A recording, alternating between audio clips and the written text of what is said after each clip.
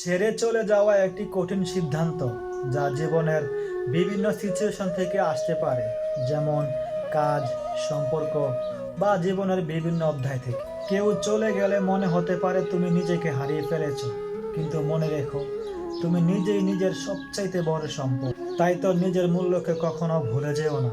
সময় কিন্তু সব ক্ষত সরায়। প্রথমে ব্যথা লাগলেও ধীরে ধীরে তুমি নিজেকে নতুন করে আবিষ্কার করতে পারবে। শুধু একটু প্রয়োজন ধৈর্য। চলে যাওয়া বেদনা থেকে বেরিয়ে আসার জন্য নিজেকে জোর করো না। দুঃখ, কষ্ট, রাগ, তুমি সব অনুভূতিকে মেনে নাও, কারণ এইগুলাই তোমাকে শক্তিশালী করবে। কেউ চলে গেলে একটি দরজা বন্ধ হয়, কিন্তু অনেক সময় নতুন দরজা খোলে। যেমন ধরুন, নতুন সময়, নতুন সুযোগ ও নতুন মানুষ। তাই নিজেকে নতুন পথের জন্য প্রস্তুত করো। তাই এই সময়টাকে নিজের জন্য ব্যবহার করো।